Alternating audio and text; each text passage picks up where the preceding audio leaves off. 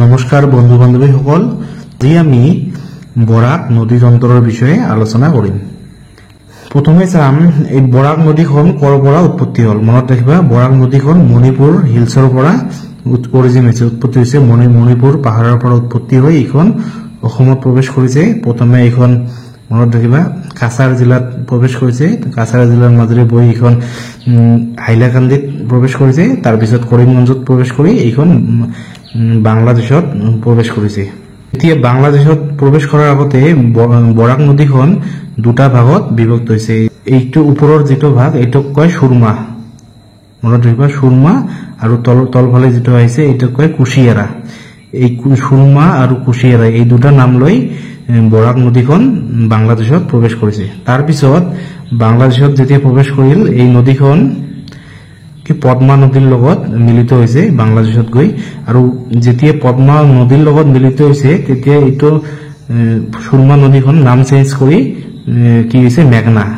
তাৰপিছত মেঘনা নামেৰে এই নদীখন বে অফ বেংগলত মানে জইন হৈছে। এটা কথা, বৰাক নদীখন কেৱল অসমৰে নহয়, এইখন হৈছে নৰ্থ ইষ্ট উত্তৰ পূব ভাৰতৰ ভিতৰত এইখন দ্বিতীয় বৃহত্তম নদী আফটাৰ ব্ৰহ্মপুত্ৰ। ব্ৰহ্মপুত্ৰৰ পিছত বৰাক নদীখন হৈছে উত্তৰ পূব ভাৰতৰ আটাইতকৈ ডাঙৰ নদী। এতিয়া চাম বৰাক নদীখনৰ দৈৰ্ঘ্য কিমান।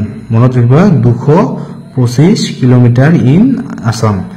বৰাক নদীখন অসমত ইয়াৰ দৈৰ্ঘ্য কিমান? 225 কিলোমিটাৰ, মনত ৰাখিবা।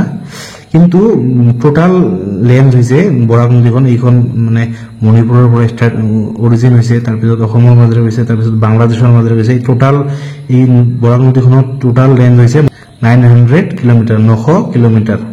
এতিয়া বৰাক নদীৰ পাৰত কিছুমান ইম্পৰ্টেণ্ট ঠাই এই নদীৰ পাৰতে অৱস্থিত। শিলচৰ, আপোনালোকে শিলচৰ জানে, এই শিলচৰখন বৰাক নদীৰ পাৰতে অৱস্থিত। তাৰপিছত তেনেকৈ বদৰপুৰ, লক্ষীপুৰ এইবিলাক বৰাক নদীৰ পাৰতে অৱস্থিত, মনত ৰাখিবা।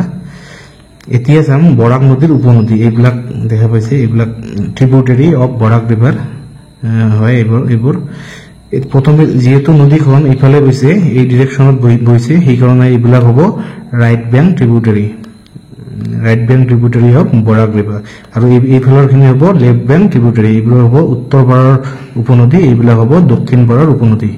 প্ৰথমে চাও এইখন নদী, এইখন দেখাই পাইছে আপোনালোকে, এইখন হৈছে জিৰি ৰিভাৰ। এই জিৰি ৰিভাৰখন কাছাৰত আহি বৰাকৰ লগত মিলিত হৈছে। জিৰি, মনত ৰাখিবা জিৰি। এইখন হৈছে জিৰি, এইবোৰ মনত ৰাখিবা। এইবোৰ জিৰি চিৰি, এইবোৰ কোনফালৰ? এইবোৰ হৈছে উত্তৰ ফালৰ উপনদী। এইখন হৈছে চিৰি নদীখনো কাছাৰত আহি ব্ৰহ্মপুত্ৰ বৰাকৰ লগত মিলিত হৈছে। তাৰপিছত এইখন হৈছে